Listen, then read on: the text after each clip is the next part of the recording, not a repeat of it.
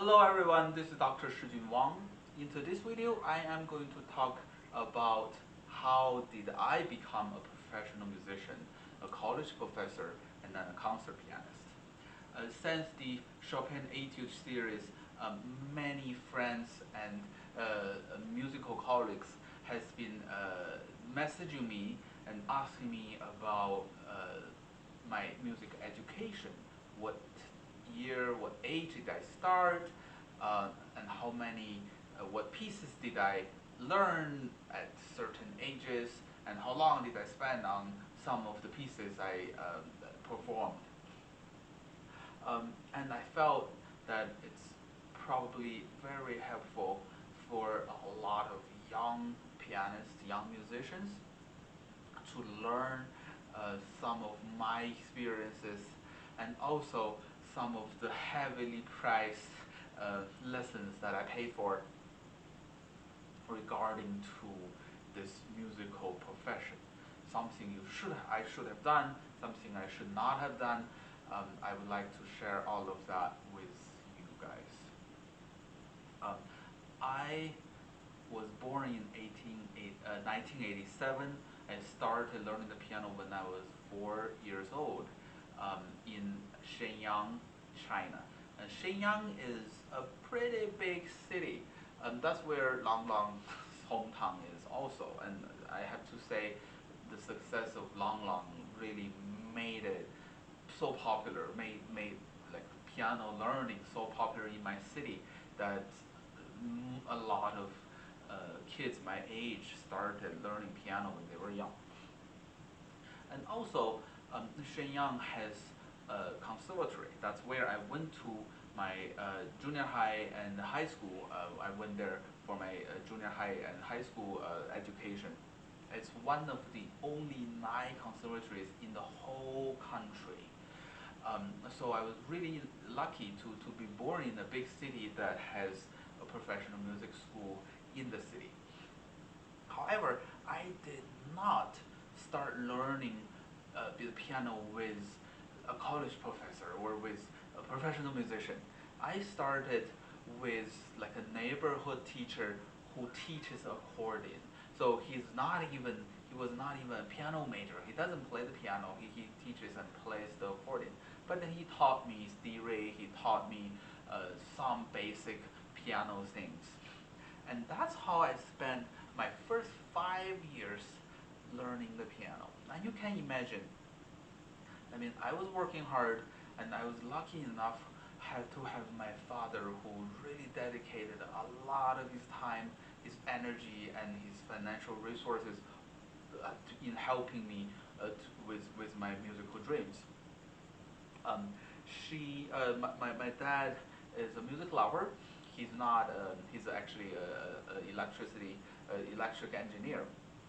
But he was educated, and that was a rare thing for people his age. He was the first generation college graduate, and he went to Japan for her master's degree. Um, and he loves music and he plays the violin. And he told me he was self-taught, and I believe because his generation who experienced Cultural Revolution, no one could even own a violin, right? If you own a violin, you'll be in trouble. Uh, so I think after that thing passed, he probably bought a violin and learned when he was 30 something years old. So he really is the person who decided to give his son music lessons, and he told me this was from an inspiration of his one of his friends' son, who is unfortunately a blind a kid. So, but the blind kid was playing piano, was learning the piano, so he was deeply touched. My parents, both of them, were deeply touched, and they decided to buy me a piano.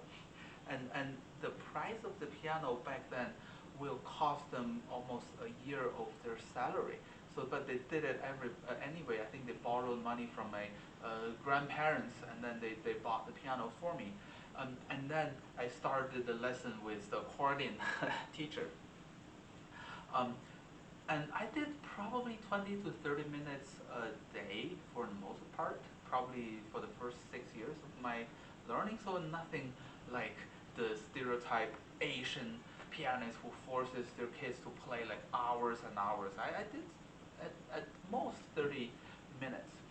But I'm very grateful to two things that my dad did. One, he asked me to practice consistently every single day, like 365 days a year, even on the New Year's Eve, even in the Spring Festival.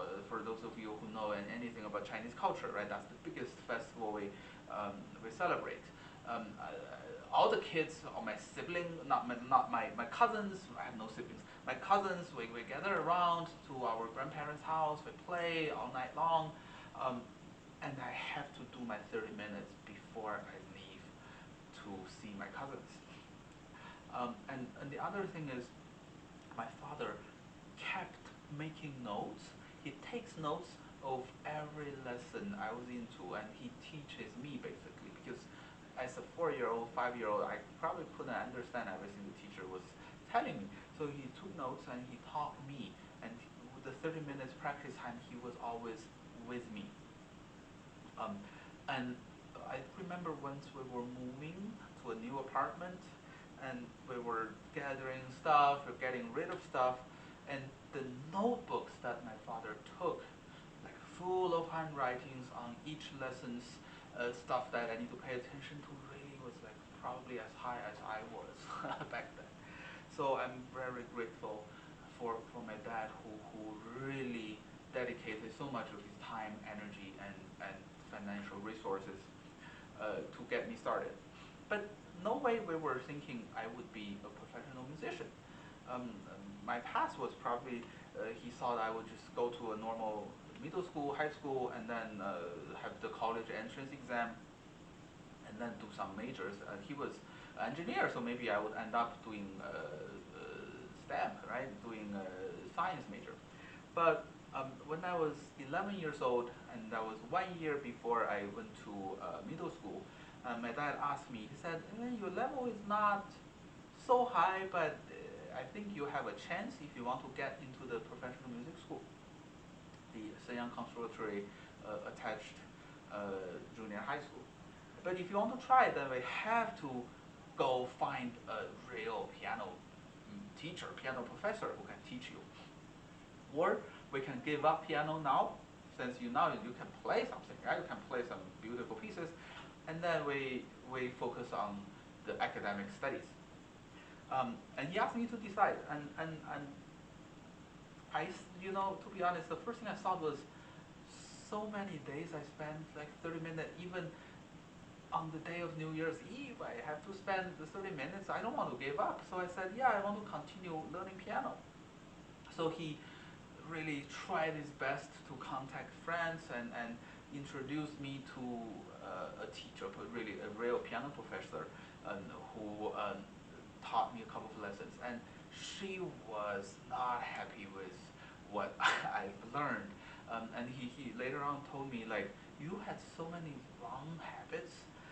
Like your fingers were lifting so high that causes such tension, and the gesture is not right. Um, and so basically, you don't know much about piano playing. So she didn't want to take me as a student, but my father begged and he said, oh, give us like a couple of months and we will show you how well my son can do. And actually, after a month of lessons, the attitude totally turned. The teacher really likes me because everything she ever told me, the next time, the next lesson, I do it 100%. Of course, this is because of my dad who take notes and teaches me and always accompany me when I practice. Um, so she taught me for less than a year, but she told me, if you want to go to the middle school division, then you have to find someone who teaches in the middle school division to teach you and then to guide you through the audition process. And she didn't want to kick me out, but that was for my sake because she works for the college division. And she introduced me to a high school division professor who tried her best to help me to get into the the school, and it was back then a big achievement getting into the professional junior high school, junior music high school. And this was, of course, the whole educational system is inherited by learning from the Soviets, the planned economy.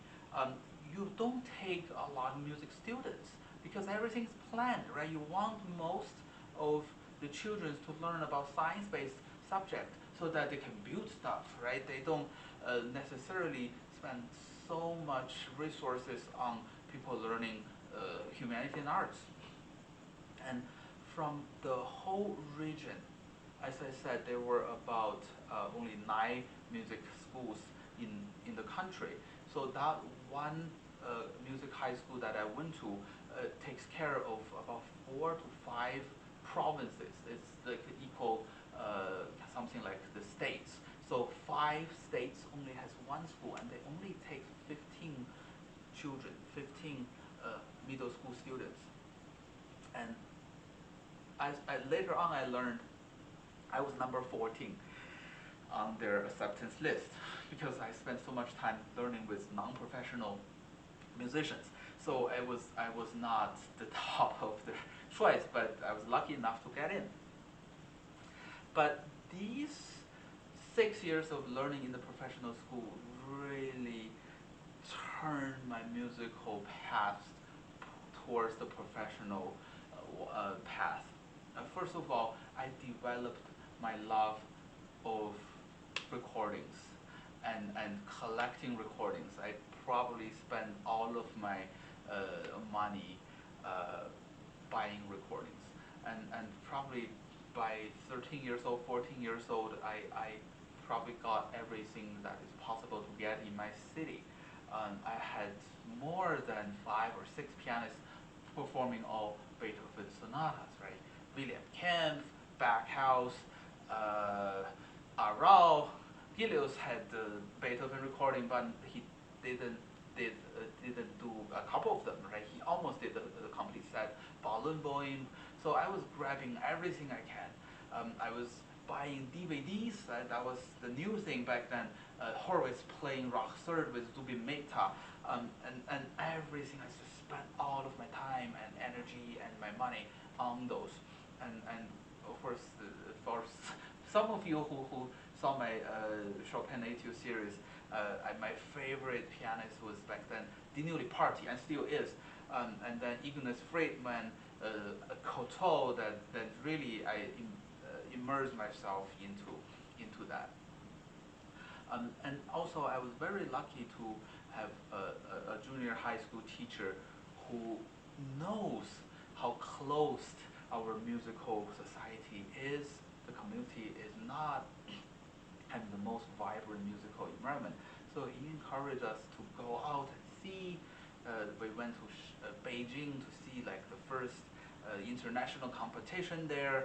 Yun Di Li was actually a participant, and he was, I think, super young, 15, 16, and he won the third prize.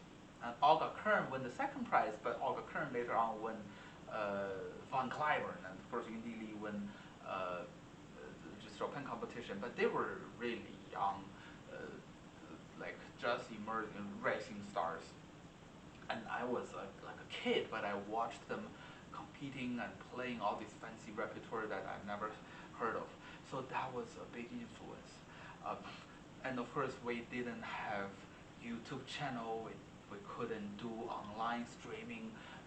The other day, I saw like an online streaming concert conducted by Emmanuel X, but none of them those was available when I was young. So new generations are really, really lucky.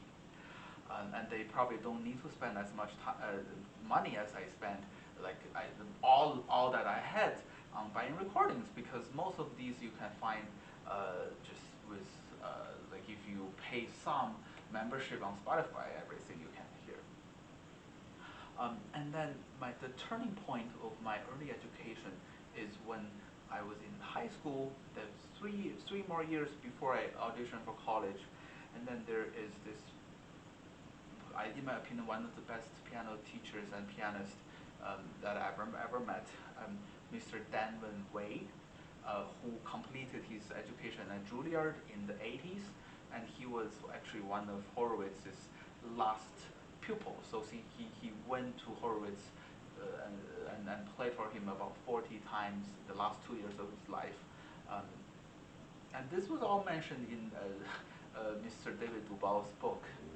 And actually, it's Mr. Duval who introduced Mr. Wei to Horowitz. And I think somehow he moved back to China, and he chose to work in Shenyang.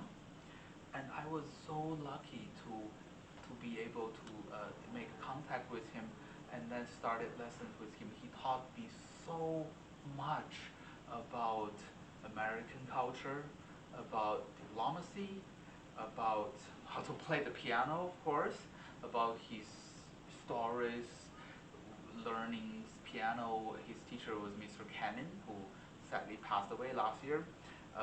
But he had so many stories sharing with me when he was learning with, studying with Cannon, later on studying with Horowitz. So he really made me like a professional musician. Um, he taught me how to phrase. He taught me how to play legatos.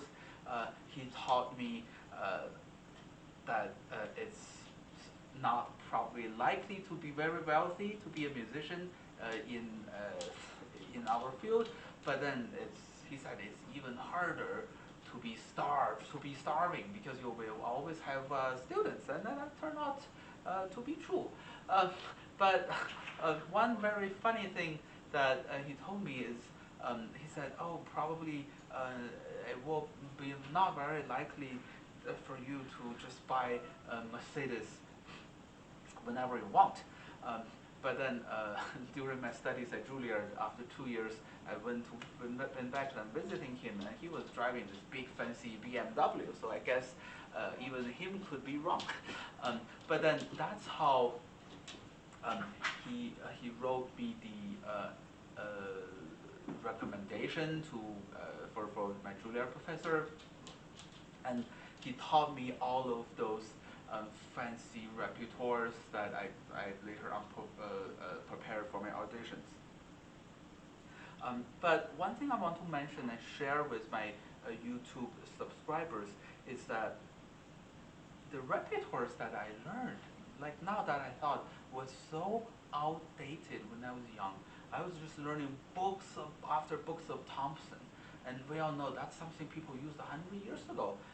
And then the course it was developed probably but not very evenly. So one piece is suddenly very hard, and then the next one is easy. But I was learning books after books of Czerny etudes, and probably I learned like more than 500 of them. And I have to memorize them after I learn probably 5 of them every week, and that's how I got to learn hundreds of them. And of course, we all complain this is boring stuff. It doesn't help you with your finger development. And later on, if you watch my Chopin series, that it was not very relevant for repertoires after Chopin, Brahms, and Schumann. So you don't actually use them that much. But my Chinese teachers, not Mr. Wei, but my Chinese teachers was really focused on they don't even select them. You just go from 1 to 5 this week, 6 to 10 next week, and it was probably after a while it wasn't even assigned. I just automatically prepared 5 etudes next week, and it was expected to have them memorized and play them. So that was like a big part of the training. And of course, I learned the Bach, two-part invention, three-part symphony. I had to learn all of that. But one thing that really got me thinking, we all complain, Czerny is inhuman. It's bad for your hands. But during my doctoral lecture recital, I remember one of the professors who was an Italian professor who got his musical trainings in Europe. And he said, I mean, I was complaining. I was like, oh, the Czerny is the 3 C's, right? Czerny, Clementi, and Kremer. They were not very helpful, but I spent so much time I think I said I wasted so much time on them, and he said no, probably because the lecture recital topic was Chopin Etude, Opus 10, and he told me maybe the reason you can now do this set is because you had so much training of Czerny, and I can't argue. Probably he was right, but I was learning them in such an unmusical way that it actually got me into a bad habit of just letting my fingers run without thinking much. Because what kind of beauty are there in those etudes that you have to put your heart with? So, but I guess it did train my finger, especially on the independence of my fingers. Okay, I hope that my early development can help some of the young generations, and mainly probably parents, um, parents of young kids learning piano. If you really want the kids to be able to do or to survive in this business, um, don't depend on themselves, I guess. So spend 30 minutes or maybe even longer with your kids when you learn the piano, because when they were young, they need the discipline, they need the focus, and they need actually somebody to help them to understand what the teacher was saying, to be able to learn and grow. But maybe that's just me. And also on pieces, on repertoires, maybe not like me that learned hundreds of Czerny, but maybe if you want the kids, or if you want to become a professional musician one day, spend some time with training fingers. They are like, um, I think they're like if you have to work out, if you want to become an NBA player, and if you look at their muscles, I think they got the muscle not only from shooting basketballs, but from spending hours in the gym. And I think early training of etudes is like training your muscles, training not to be able to play on in NBA one day, but if are talented enough, you have that possibility.